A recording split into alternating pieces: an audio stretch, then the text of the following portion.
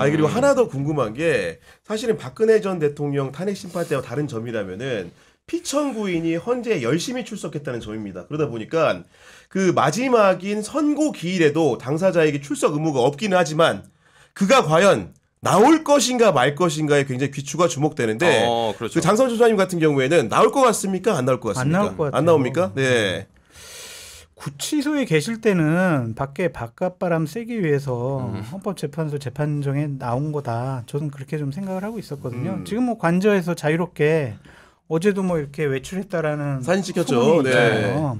그런 것을 보면은 굳이 뭐 여기 나와가지고 내가 뭐 기각이나 각하라고 생각은 하지만 인용될 가능성이 많은데 그 자리에서 나를 파면한다라는 그런 선고를 어떻게 내가 받겠어. 그냥 관저에 있으면서 차분하게 지지층을 어떻게 내가 대편으로 만들까 그 생각하는 게 좋겠다. 그렇게 판단하겠죠. 근데 나가는 것도 맞지 않아요. 맞지 않고 흥분할 수밖에 없어요. 결과를 못 받아들이고 더 많이 흥분하지 그러면. 원장님은 좀 어떻게 생각하십니까? 뭐 저기 뭐 아침부터 계란말이에 김치찌개 드시면 되죠.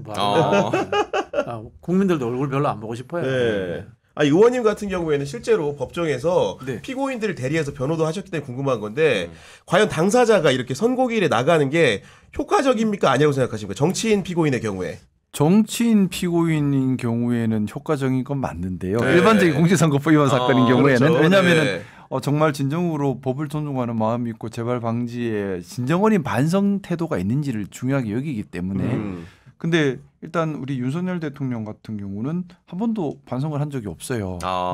중요하죠. 한 번도 반성이 한 적이 없고 그게 일단은 가장 크지 않겠습니까? 그럼 선고 결과가 본인에게 유리하다면 뭐 개선 장군처럼 행동할 것이고 본인이 못 받아들인다면 거기서 뭐 또 정말 불쾌한 모습이 나올 수 있는데 문제는 예민해진 국민들께서 그걸 바라보시고 밖에서 충돌이 벌어지지 않습니까? 자극받아서. 그렇죠. 그래서 대통령이 이제 일반 개인 정치인의 그냥 공직선거법 위반 사건이라면 당연히 법정에 가서 제가 두 번 다시는 안 그러겠습니다라는 반성 의지를 보이는 것이 매우 중요한데 이거는 그런 사건이 아니고 대통령의 파면에 관한 것이고 또 이것이 그 결정에 따른 국민들의 갈등에 엄청난 영향을 미치는 일이기 때문에 제발 부탁인데 대통령께서 헌재 안 나오시는 게 국민들이 안 다치고 덜 다치고 빨리 수습되는 일이 아닌가라는 바람입니다. 근데 나오실 것 같아요. 나오실 것 같구나.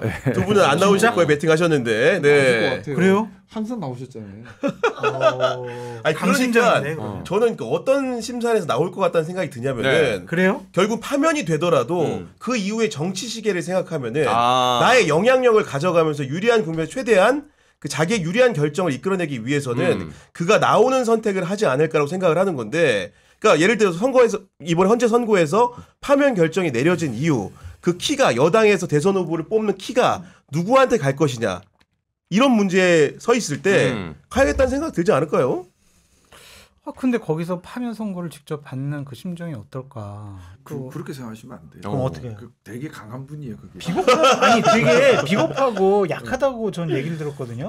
쫄보다라는 실제로는 겁이 많다. 속이 좀 다르다. 그래가지고 그런 얘기를 많이 들었는데. 근데 이제 예민성 어떤 부분에 예민한가에 관한 부분은 사람마다 다를 수 있잖아요. 거기에 대한 예민성은 크시지 않지 않을까라는 생각이 들고 그리고 또 하나는 지금 뭐 그냥 혼자 추정이긴 한데 뭐 저희 당 의원님들이나 아니면 윤 대통령이나 모두 다 철저하게 뭐가 더 본인에게 유리한가 기준으로 움직이고 있다고 생각이 들어요. 그러니까 이게 옳은가 그른가 기준이 아니라 뭐가 더 유리한가.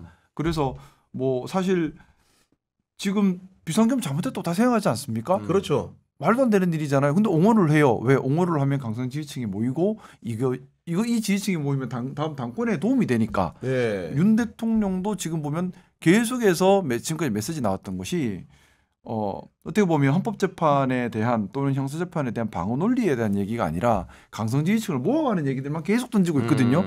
아마 본인도 그 알 거예요. 법적으로 해서는 극복이 어렵다는 거. 근데 정치적으로 극복 가능하다. 예를 들어 헌법재판에서 뭐 국민들의 여론이 들고 일어나서 이번처럼 장벽 벌여가지고 어떻게든 복귀하면 그 다음에는 힘으로 눌러서 다음 여지가 생길 수 있다라는 것. 네. 또는 잘못되더라도 또 사면을 받으려면 정치력을 유지를 해야 되고 정치력을 그렇습니다. 유지하려면 네. 힘을 모아야 되고 그러면 부끄럽지만 나가볼까라는 생각을 하실 수도 있지 않겠는가. 설득되는데요. 의원님 그러면은 지금 사실 선거기일 발표 때부터 뭐 국민의힘 의원들이나 패널들이 보수 패널들이 기각적으로 우리는 생각을 하고 있다. 다만 승복을 할 것이다. 당내 분위기는 실제로 어때요? 지금? 당내 분위기가 의외로 오늘도 의총이 있었는데 의외로 차분합니다. 차분합니까? 네, 의외로 차분하고 야, 그렇구나. 오늘 의총에서도 뭐 자유 발언 이런 것들 없으셨고요. 네. 그냥 의외로 차분한 분위기예요. 의외로 차분한 분위기고 네. 그리고 이제 구독자들이 궁금해하시는 게 아까 네. 이제 그 박진영 원장님 같은 경우에는 윤석열 피청구인이 헌재 그 선고 당일에 나온다 안 나온다에 대해서 저는 뭐 안 나올 가능성이 안 나올 많다라고 네. 보는데 우리 김 의원님 이야기를 듣고 보니까 좀 한 두 가지 경우의 수가 있는 것 같아요. 하나는 내가 저기 안 나가는 것이 형사재판에 유리할 수 있겠다. 형사재판 이런 생각할 수 생각해야지. 있고요. 또 반대는 형사재판에 나는 자신이 없으니까 어차피 정치적으로 뭐 표현이 그렇습니다. 어떤 네. 분한테 제가 감옥 가더라도 내가 만델라처럼 하겠다 이런 이야기 하겠다고 제가 욕 먹었는데 히틀러라고 할게요. 히틀러가 원래 이제 뮌헨에서 폭동을 일으켰다가 감옥 가거든. 히틀러처럼 나도 나의 투쟁 채광권 쓰고 감옥에서 투쟁하는 그런 정치인이 되겠다. 뭐 이런 하나의 정치적 목표를 삼는다면은 이야기하신 것처럼 나올 수도 있지 않겠나.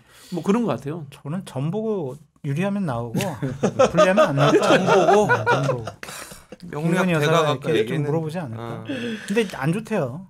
4월 4일이라서 안 나올 거야. 4월 4일은 4월 또 4일이라서. 짜증나니까 네. 어쨌든 초간단하게 저기 네. 대한민국에는 저기 엘리베이터에도 4정에는 F자 달아놓잖아요. F자 4 아니 근데 이제 그 복귀냐 그 파면이냐 이 뭐 시나리오를 두고 언론들도 여러 가지 설왕설래를 하는데 이거는 그냥 가볍게 지나가기 위해서 여쭤봅니다. 네.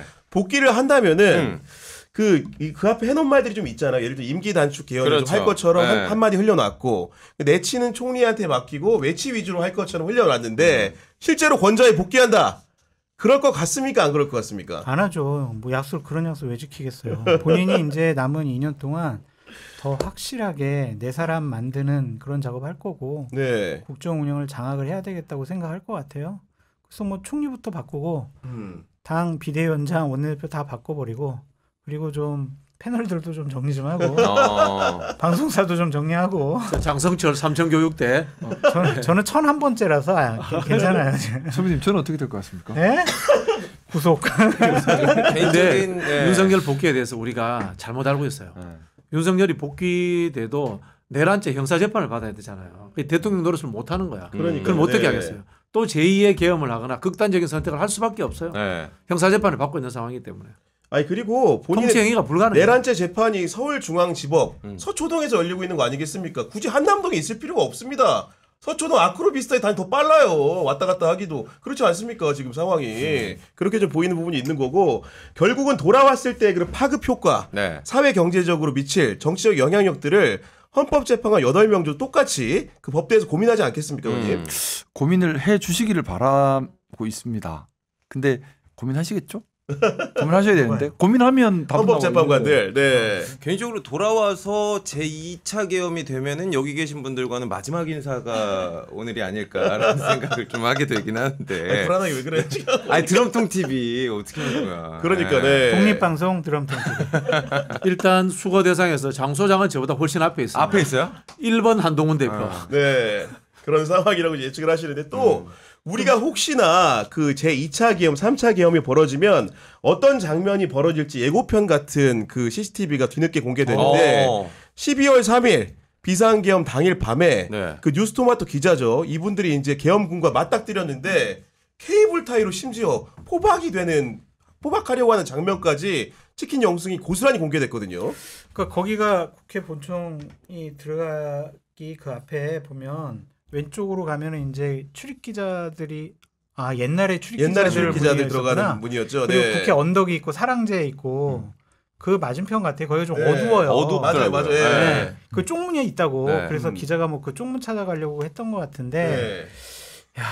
그 안 보이는 데서 그 군인들 한 7, 8명이 야 진짜. 달라들고 벽에 총 몰아놓고. 묻혀 있잖아요. 네. 얼마나 무서웠을까. 무섭죠. 야. 정말 이거는 우리가 그냥 지금은 저 사람들이 개헌군이 총 안 쏘고 폭력적인 행위를 안 했다라는 거를 결과론적으로 네. 아는 거지. 그 당시는 무슨 일이 벌어질지 모르잖아요. 네.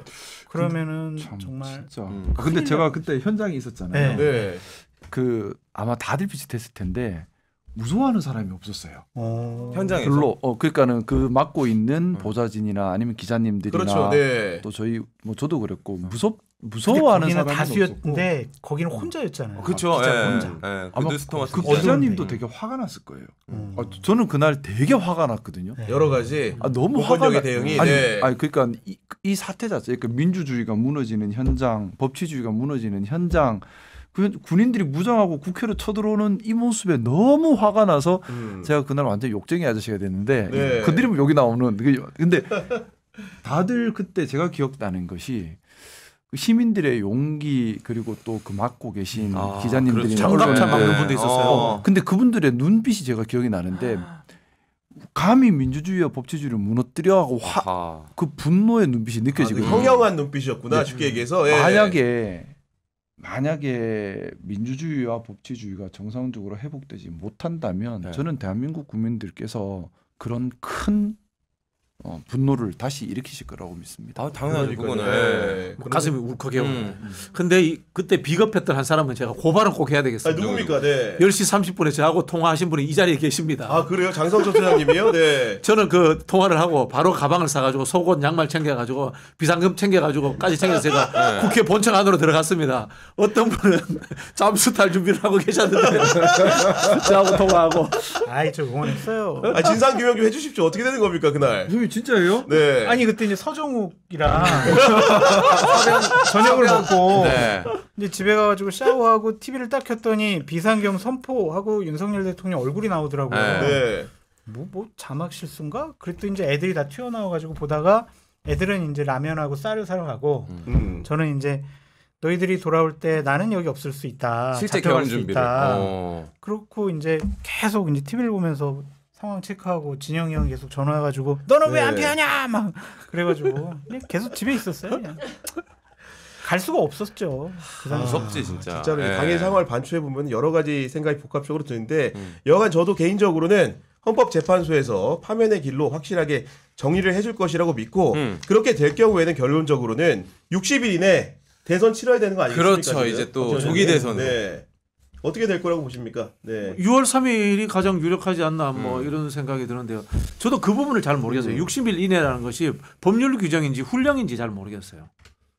근데 아마도 이제 법률인데? 뭐 그 사람들이 법률이 느끼기에는 네. 네, 법률이면 60일 이내 해야 되네. 이내 해야 된다고 가능하면은 생각하는 거고, 대통령 네. 선거나 모든 선거는 수요일날 하는 게 좋거든. 그렇죠. 수요일날 하는 게 투표율이 제일 높아요. 그렇군요. 네. 화요일이나 목요일 하면 뒤에 하루 끼어서 연차 써가지고 또 놀러 사전 가시는 분들이 투표를 또 있거든. 금토일을 해야 되니까. 아 그런 경우 때문에 원장님 근데 민주당 얘기를 하면은 후보 추대기도 있고 아, 그렇진 않죠. 조국 혁신당에서는 뭐 오픈 프라이머리로 범야권이 같이 가자 이런 그건 느낌이 적절치 좀 않은 있는데. 게요. 네. 그 오픈 프라이머리를 당이 다른 경우에 했을 때는 법률적인 규정을 못 받아요. 그냥 정치적 합의일 뿐이고 우리나라의 선거법이나 정당법은 같은 정당 내에서만 경선할 수가 있습니다. 그리고 오픈 프라이머리가 좋다라는 것은 그 정치 공부 안 한 사람들의 그냥 유행 따라 떠드는 이야기 수준일 뿐입니다. 실현 가능성이 네. 없어요. 실현 가능성이 왜 그럽니까? 물리적인 시간도 부족하고 네. 비용도 상당히 많이 들어가요. 아 비용 비용이 문제가 그게 이제 60일 이내에 경선과 대선을 치러야 되는 현재 급박한 상황에서는 오픈 프라이머리는 실현 불가능해요. 실무적으로. 왜냐하면 예를 들면은 진짜 오픈 프라이머리가 어떤 거냐면 각 선거구 투표소별로 따로 이렇게 투표소를 세워요. 네. 그래가지고 그 지역에서 나와서 그냥 아무 국민이나 누구나 할 수 있다. 네, 당원들 다 상관없어요. 다 와서 투표하시라고 네. 해야 된단 말이에요. 그 관리를 어떻게 할 거냐고. 그런데 그리고 저기 네. 로얄티가 약한 아무 국민이 뭐하러 남의 당 그 선거에 투표하러 가겠어요. 그런 일 없어요. 뭐 그래, 협잡하러 갈 수도 있는 거고. 결국은 네. 당원들이나 당원들과 가까운 사람들이 정치적 성향이 색깔이 네. 강한 사람들이 투표하는 게 현실이에요. 그래 미국 오픈 프라이머리 공부 안 하고 그냥 그러니까. 어디 주워 듣고 와서 막 떠드는 거예요. 미국의 오픈 프라이머리라는 것은 미국 이제 땅덩이가 크잖아요. 네. 평소에 일상적 정당 체계가 안 돼 있으니까 선거 선거 때 한번 저 사람이 우리 당원인지 아닌지 확인하는 수준. 그게 오픈 프라이머리예요. 그렇군요. 네.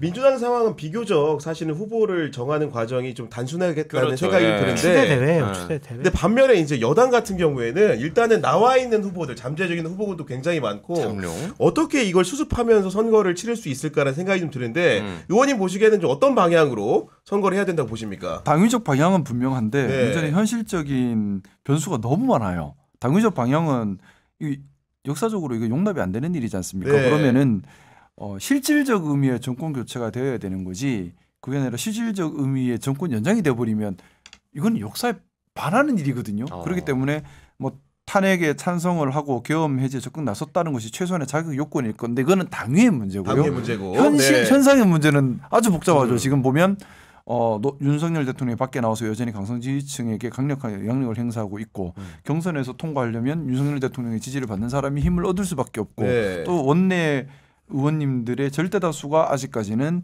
윤석열 대통령을 지키는 쪽에 서 있고 그러다 보니 경선에 통과하려면 여기 눈에 들어야 되는 문제가 또 생기고 그렇죠. 그러다 보니까 메시지를 역사적 당위성에 대한 메시지를 못 내는 거죠. 이제 그러다 보니까 뒤죽박죽이 되고 그러면서 야릇한 패배의식까지 들어와 버리니까 당권 경쟁과 맞물리면서 더 복잡해지는 겁니다. 아, 함수가 네. 단순하게 어렵다. 단순한 대선 경쟁이 아니라 차기 당권 경쟁까지 섞여 버리니까 네.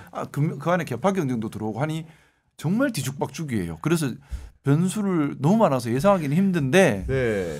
그래도 이 어려울수록 우리가 원칙과 당위를 지켜내야지 되지 않나. 그래야지 건강한 보수가 다시 자라날 토대가 생기지 않겠는가라는 근데 바람을 우리 가지고 사실- 의원님께 한 거 좀 여쭤보고 싶은 게 당원 관리도 하시잖아요. 네. 그러니까 이제 윤석열 대통령이 술고래 알코올 공장 딱 유튜브를 하나 만들어요. 그래서 맞아 이번에는 뭐 저 그냥 우리 김문수 장관을 이번 우리 국민의힘 대선 후보로 좀 만들어 주시고 또 아니면 또 원희룡 장관 좀 도와주시고 식사 좀 치지 말아달라고 지금 왜 너무 윤석열 대통령 같다고 치지 말아달라고 좀 보니까 네. 아니 윤석열 흉내는 이거 아니면 안 되는 모양이야 이게. 그러니까 제가 이게 팔이 나가줘야 목소리가 또 나오는 거예요. 그러니까 좀 이번에 우리 당원 여러분들과 국민의힘 네. 지지층 분들께서는 좀 저를 도와주신다라는 생각으로 이 두 분 좀 밀어주십시오. 이러면은 네. 당원들과 국민의힘 골수 지지층들이 반응해요? 할 것 같아요. 아 지금 상황이 네, 할 것 같아요. 현장에서 느끼기에 그게 대세를 많이- 좌우할 수 있다. 저는 상당히 영향을 미칠 것 같습니다. 야 의원님 개판되는 저는 거예요, 걱정되는 게 파면되고 네. 윤석열이 저기 광장 나가서 어퍼컷하면서 메시지 던질 수도 있어요? 설마요. 설마죠? 예. 유튜브는 그건 아닐 걸. 그건 아니고. 그렇게까지 하실 분. 아유, 저건 아니, 너무- 그러니까 이제- 설마요. 김건희가 나가라 그러면. 그러니까. 그러면 나갈 수 있겠네. 근데 본인 따르는 유튜버도 있잖아요. 그래서 한 10명 정도 네. 합동 뭐 방송을 하는 거죠. 합동 방송. 우리 뭐 고성구 선생 아주 고마웠어요. 하면서 전환기 일로 와봐 여기 앉아봐 하면서 맥주 한 잔 따라주고 하지 술방을 않을까. 하는구나. 전환기는 저기 신발에 술 따라줄 것 같은데 느낌이. 와 이렇게 뭐 마셔. 야 그러면 이제 여러분들 난장판이네. 가볍게 얘기하시지만은 파면 결정이 내려지면 그 피청구인 윤석열의 직업 방향이라는 것은 전업 유튜브로 갈 것이다. 이런 관측하시는 겁니까 지금? 유튜브를 워낙 좋아하시니까 네. 이제는 뭐 본인이 먹방? 대외적으로 그렇지 술 먹방 할 수도 술 먹방? 있고 야 그럼 신동엽 방송 위협받겠는데. 그러니까 짠한 영. 짠하니 위협받겠는데. 본인이 이제 보는 것보다 실질적으로 네. 유튜브를 통해서 본인 메시지를 내고 싶어 하지 않을까 그런 생각이 좀 들어요. 이제 정말 이제 선거 있고 난 다음에 윤 대통령이 어떤 메시지, 어떤 행동을 하는 것이 한 달 정도는 정말 중요할 것 같습니다. 한 달 이후에는 맞아요. 연이 네. 떨어지겠지만 이 한 달 만약 좀 생각하고 싶지 않지만 국민들을 많이 자극하는 형태가 되어버린다면 뭐 이게 수가 적다 하더라도 폭력성과 극단성을 띠게 그렇죠. 되면 네. 파급이 생길 수밖에 없습니다. 사회 불안으로 작용할 수밖에 없거든요. 많은 사람이 움직여야 사회가 불안해지는 게 아닙니다. 소수라 하더라도 극단의 폭력을 써버리면 매우 불안해져요. 그렇습니다. 네. 저는 사실 그런 부분들이 좀 우려스럽고요. 그래서 국가에 대한 또 지도자로서의 최소한의 네. 우리가 좀 책임감을 그래도 바라본다면 부디 사회 통합에 그리고 사회 안정에 마지막 책임을 좀 다해 주셨으면 좋겠다는 바람입니다. 안 할 것 같아요. 왜냐면은 본인이 이제 사법 리스크가 커지잖아요. 맞아요. 네. 지금이야 뭐 내란죄지만은 대통령직에서 내려오게 되면은 뭐 직권남용 등등 별걸 다 여러 걸어서 가지. 하겠죠. 네. 그리고 민주당이 김건희 여사 가면 안 둘 거예요. 특검법을 통해서 할 거고 검찰도 캐비넷 열어가지고 김건희 여사도 소환 조사를 하든지 네. 뭔가 법적인 처벌을 하려고 할 겁니다. 그러면은 본인이 통합 메시지를 내는 것보다는 지지층을 결집시키는 자극적인 언어와 메시지를 낼 가능성이 높아 보여요. 그러니까 국민의힘이 대선에서 지더라도 대선 후보 내 말 듣는 사람, 그리고 끝나고 나서 전당대회 열어서 나를 도와주고 나를 방어해주고 내 편 들어줄 당대표 최고위원 만들어줄 그런 사람들 지도부로 하도록 그러니까요. 당원과 네. 뭐 국민의힘 지지층을 자극하지 않을까. 그래서 전한길, 김계리 이런 사람들도 국민의힘 최고위원 될 수 있다니까요. 그러니까 지금 비대위인데 비대위의 비대위가 또 다시 이제 전당대회를 하겠죠. 이제 네. 새로 대선 뽑게 끝나고. 되면은 네. 그러면 그 사람들 전환길 나가면 안 뽑히겠어요? 당대표 될 수도 있지. 야. 여기서 소리 지르고. 이제 잊지 말아야 될 사람이 쥐귀연 판사입니다. 쥐귀연 네. 그 사람이 뿌린 씨앗이에요. 말씀하신 것처럼 윤석열 입장에선 넌 저기 내란죄로 사형 아니면 무기야. 2판 4판이야. 그럼 극단적으로 흑화될 가능성 충분히 있는 겁니다. 당연합니다. 네. 근데 거기에다가 유튜버들의 코인파리가 결합이 된다. 그러면 그게 진짜 뭐 사회운동 자기들 표현, 우리 네. 표현하면 난동 이렇게 될 수 있는 거거든요. 그러니까요. 그런 부분에 대해서 저는 지기현 판사가 책임을 져야 되고 만약에 윤석열이 4월 4일 날 선고가 나서 대통령직에서 물러난다면 도주 우려라는 측면에서 저는 지기현 판사가 담당 재판관으로서 직권 후속시키는 게 맞다고 새로운 봅니다. 결정을 해야 될 필요가 네. 있다. 그리고 허재무 씨 같은 경우는 상상력의 영역인데 네. 그 피청구인 윤석열이 이제 파면 결정이 내려지게 되면은 혹시 그 이후의 행보를 좀 어떤 식으로 택할 것 같습니까? 아, 저는 조금 멀리 보면은 네. 그냥 뭐 이제 사법적인 저기 처벌 다 받으시고 네. 먹는 거 좋아하시니까 광화문 쪽에 김치찌개 전문점을 내셔가지고 광화문에 내야 네. 되고 여의도 내면 안 되고. 상원아 여기 2번 테이블 계란말이 하면 이제 노상원 씨가 이제 저기 서빙 하시고. 네. 나도 법을 잘 모르지만 너무 모른다. 아무도 못 나와. 아, 못 나오는구나. 네, 살아서 못 나와요. 살아서 이 못 형량 나온다. 자체가 형량 자체가 살아서 나올 수 있는 형량이 아니에요. 이 형량으로 거의 하면은 무기 또는 사형이에요 전부 다. 무기 또는 사형 나올 수가 없구나. 아니면은 제가 뭐 농담좀 얘기한 적이 있었던 것 네. 같은데 대선 이후에 국민의힘 전당대회에 본격 본인 등판하는 거예요. 직접 당대표 되는 거죠. 좀 줄마. 무슨 공중이 아니고 아직은 아직은 있으니까 지금 아직은 아니잖아. 그래서 지금 충분히 예. 그러니까 이제 지기현 보고 있나? 당대표 출마하면 당대표 될 가능성이 높다고. 그러면은 당과 당원들이 본인을 보호해 줄 수 있잖아요. 잡아가려고 그러면 당사로 쏙 숨어. 그리고 당원들이 딱 둘러싸. 야당 탄압이야. 이렇게 되면은 인신구속을 또 피할 수도 그런데 있는. 전당대회 출마할 수도 있다. 심지어는 아 그럼요. 왜냐면 이게 아시겠지만 내란죄 그 피고인들도 많고 사건 기소된 내용들도 굉장히 방대하기 때문에 아마 1심 선고가 정상적으로 진행이 돼서 나온다고 하더라도 상당 기간이 소요될 것으로 예상되고 그 기간에 별건으로 구속이 안 된다고 한다면 아까 말씀하신 것처럼 대선 치르고 진짜 전당대회 당대표 하겠다고 나올 수도 있겠다는 생각이 갑자기 어마무시하게 듭니다 지금. 그리고 네. 이걸요 법률적인 문제만이라든가 진영의 문제, 특정 정당의 문제로 접근하면은 네. 그렇게 극단으로 계속 가요. 그래서 저는 민주당뿐만이 아니라 다양한 정치 세력들이 이번 대선을 정계 개편, 연정, 개헌 그리고 국민 통합 이런 키워드를 가지고 정치판 전체의 전반적인 자정과 네. 혁신 운동을 하는 그런 제2의 건국에 해당되는 상황들을 만들어내야 된다고 봐요. 네. 그럼 뭐 제가 솔직히 말 민주당 그럼 훌륭하고 똑똑하냐? 말 안 해네 솔직히. 알겠습니다. 근데 말씀이 너무 와닿습니다. 진짜 지금 제일 필요한 것이 정말 제2의 공국이란 마음으로 국민 통합을 이뤄내는 겁니다. 네. 지금 자꾸 갈라치기 하고 서로 적으로 만들고 우리는 옳고 물론 헌법 수호 의지가 없고 헌법을 파괴하려고 했던 세력은 당연히 경계해야겠죠.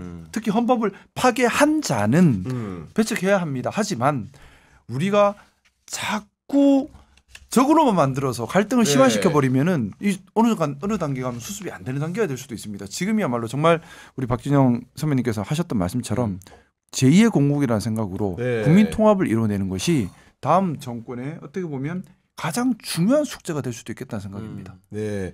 문재인 정부 때 이제 적폐청산이라 그러면서 오래된 정통 보수가 좀 괴멸됐잖아요. 그러고만 하면은 그 영역에 있던 사람들이 진보나 중도로 왔느냐 아니에요.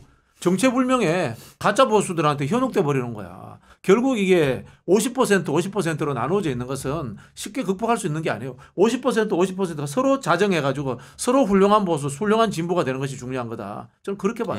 100%는 먹을 수 없어요. 그러니까 두 분은 당위성을 얘기하고 저는 이제 현실 가능성을 얘기하는 부분인데 우리 박진영 원장님이 얘기하시는 그런 상황이 오지 않을 것 같아요. 그러니까 윤석열 그렇죠. 대통령이 본인 가만히 있을 생각이 없는 것 같고. 그럼 잘라내줘야지 보수 내에서. 근데 그거를 이용을 하면 김나윤으로 대표되는 중진 의원들이 당권을 잡을 수가 있거든. 그러니까 그걸 이용하려고 할 거란 말이에요. 전환길 같은 사람 불러가지고 막 세미나 하잖아. 나경원 같은 사람 계속. 그런 모습 보면 참 부끄럽단 말이에요. 그러니까요. 네. 근데 그런 일이 더 계속 반복될 거야. 왜냐하면 당원들하고 일부 극렬한 지지층들은 좋아하니까. 네. 그리고 이재명 대표 같은 경우 어쩔 수 없이 적폐청산이라는 거창한 얘기를 들고 나오지 않더라도 윤석열, 김건희 조사할 수밖에 없잖아요. 금방 저기 의원님 이야기하신 것처럼 헌정을 무너뜨린 사람은 당연히 처벌돼야죠. 네. 다만 그것과 관련 없이 보수라고 해서 상대적으로 적이다라는 네. 개념으로 정치를 해서는 안 된다는 거죠. 진짜 제가 좀 지난 얘기긴 하지만 예전에 적폐청산 하면서 막 만나사장 할 때가 있었어요. 사실 저도 그때 좀 피해를 봤어요. 저는 그때 특별히 당원도 아닌데. 진짜요? 근데 무슨 위원회에 있다가 막 그냥 쫓겨나요. 그러니까 근데 그게 어떻게 보면 진영 싸움의 도구가 돼버리면 안 되는 겁니다. 다시 말씀드리죠. 헌법을 파괴한 자는 당연히 배척해야 합니다. 또 헌법 수 의지가 없는 자가 공직에 있어서는 안 되겠지요. 그렇습니다. 하지만 서로 이제 보수다, 진보다 아니 이런 추구 가치가 다르다고 해서 상대를 적으로 삼는 이번에 도구가 돼버리면 이게 또 반복이 되는 겁니다. 어떻게 보면 지난 박근혜 대통령 탄핵 이후에 보수가 거듭날 수 있는 기회를 놓쳐버린 겁니다. 그러면서 보수가 흑화돼 버린 거죠. 흑화된 피해를 이번에 보는 겁니다. 그러면 선배님 말씀처럼 보수든 진보든 건강하도록 서로 만들어주는 것이 매우 중요하다. 저는 그렇게 생각합니다. 그래서 이재명 대표께서 이제 조기 대선 벌어져서 대통령 되시면 저 장성철을 방심위원장이나 경통위원장으로 이렇게 임명해 주시면 아까 그 운수 보고 왔다는 게 실리주의자야, 실리주의자. 제가 기쁜 마음에 그런 암시가 있었구나. 통합을 위해서 이 한번 네. 바치도록 네. 하겠습니다.